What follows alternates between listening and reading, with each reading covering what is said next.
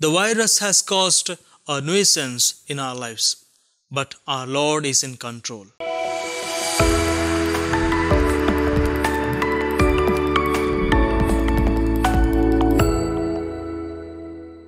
My dear brothers and sisters in Jesus Christ, as a brother, I came across a seminarian who left his family, his religion, his high caste family to follow Jesus.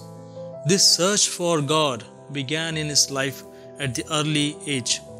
He read the Bible, he came to know Jesus is the author of his life, began to love Jesus and follow him closely by becoming his disciple, by becoming a priest to serve him. When he began to follow the author of his life, when he made his radical decision to follow him closely by becoming a priest, he experienced hatred from his family. He began to follow Jesus, but his relatives began to unfollow him. They began to avoid him. He realized the author of his life, but his relatives tried to disprove Trinitarian God is the author of his life and he is the true God. But he did not listen to the noise of the world, but followed the inspirations of the Holy Spirit and became a priest to serve him through serving the church, the people. We call Jesus the Prince of Peace. Book of Isaiah chapter 9 verse 6, Gospel of Luke 2:14 and John 14:27 make it clear that Jesus came to bring peace, but that peace is between man and God. Therefore, St. Paul in Romans 5:1 says, "We have peace with God through our Lord Jesus Christ." But in the Gospel of Matthew 10:34, Jesus says, "I have come not to bring peace, but a sword." There is inevitably conflict between good and evil, conflict between light and darkness, conflict between children of God and children of evil one. Conflict arises between two groups. This conflict could be within oneself, where soft voice is telling you to follow the Lord, and the louder voice telling you to follow the world of all pleasures and possessions. The conflict could be in the family, where one believes in the Lord ardently and one who does not believe in the Lord at all. To follow Jesus, the way, the truth, and the life, is not easy. Jesus tells, "I have come to this world not to bring peace, but a sword." During ancient times, sword was used in battles to kill the enemy and to bring destruction to the opposing force.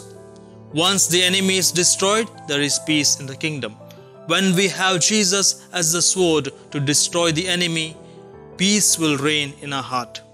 We need to keep in mind what Jesus tells us in John 15:18.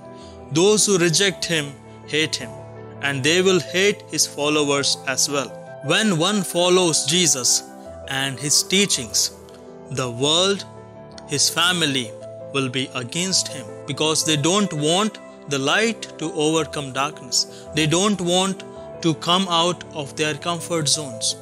One day or the other, we have experienced these kinds of situations in our lives. When one tells in the family, "Come, let us pray together," the one who is of the world, one who does not believe in the Lord and prayer, he or she would tell, "Are you going to become a saint by praying?" And he or she also will tell, "I don't have time for all that. These have become olden days practices. I will not come. You pray for me, that suffices." These kinds of opposition or the responses we get in our families. A boy who came to meet me once shared his interest to become a priest and serve the Lord. But he told, "I have a problem. My parents are not allowing me to join the seminary." Dear friends, when we try to follow the Lord, who is perfect good, always there is opposition to it. When I had decided to join the seminary, my relatives also had opposition towards my choice. Even they asked me, "Who will look after your parents? Why are you becoming a priest? I will give you a job in my company. You earn and live a lavish life." The one who told all these became against my choice of following Jesus closely. Therefore, Jesus tells us, I have come to set a man against his family, his friends and relatives. This setting against each other is not to bring enmity or hatred between one another, but to follow the Lord closely, to cut down the evil and to bring light and goodness in people. When the evil and the noise of the world is taken away, peace resides in one's heart and mind to follow the Lord closely.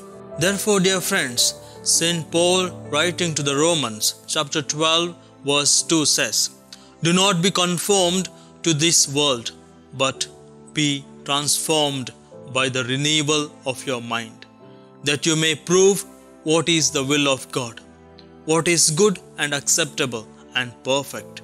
These days of this pandemic are the days of grace, where we can listen to the voice of the Lord rather than the noise of the world.